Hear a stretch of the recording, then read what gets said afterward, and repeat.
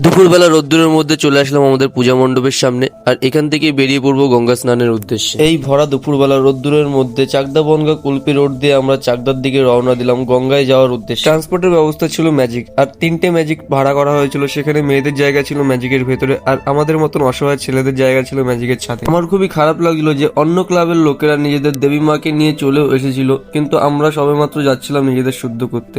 মানে কতটা পিছিয়ে। যাই হোক, এবার আর ফালতু বকবো না, দেখা হচ্ছে সোজা গঙ্গার থেকে গিয়ে। অবশেষে নিজেকে পুড়িয়ে পৌঁছে গেলাম চাকদা গঙ্গায়, আর ভিউটা জাস্ট ওয়াও ছিল।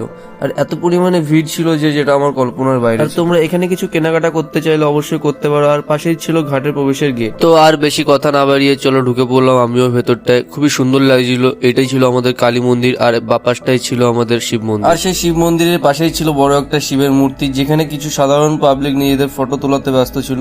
আর বাচ্চাদের এন্টারটেইন করার জন্য মন্দিরের সামনে রাখা ছিল এরকম কিছু কিছু মূর্তি, যেগুলো বাচ্চাদেরকে এন্টারটেইন করবে। তো ভাই চলে এসেছি স্নান করতে। এই যে আমাদের ঘাট, তো এখানে আমরা স্নান করব। ওই পাশটা আরো সুন্দর ঘাট আছে, বাট ওইটা আমার জন্য কমফোর্টেবল না, তাই জন্য আমি এখানে এসেছি। দুজনে একসাথে স্নান করে নেবো এখানটায়। সাথে করে স্নান করতে হবে, যেহেতু গাড়িতে করে এসেছি আমরা, মানে পার্সোনাল গাড়ি না, ভাড়া করে গাড়ি এসেছি। তো সবাই একসাথে আসা, তো সেখানে গাড়ির টাইমিংটা আলাদা, তো আমাদের তাতে করে স্নানটা করে নিতে হবে। ওদিকে ফিমেল আর এদিকে মেল। হ্যাঁ, এটা অ্যাকচুয়ালি মেল স্নানের ঘাট, আর ওই সাইডটা আছে ফিমেল স্নানের ঘাট। ফিমেল এখানে আছে, বাট ওইটা একটু আলাদা, ওইটা পুরো পার্সোনালি ফিমেল ঘাট, আর এই পাশেরটা মেল ঘাট, বাট ফিমেল আসে। আর সব থেকে বড় কথা হচ্ছে, সাথে করে আমি একটা বোতল নিয়ে এসেছি। আর বোতলটা কেন নিয়ে এসেছি সেটা হচ্ছে, গঙ্গায় আসলে ভাই জল নিতেই হবে, এটা মাস্ট। তো সেটার কারণে বোতলটা নিয়ে আসা। তো দেখতে থাকো। তো ভাই স্নান কমপ্লিট, দেন ড্রেস চেঞ্জও কমপ্লিট, আর সব থেকে অমূল্য জিনিস জল নেওয়া কমপ্লিট।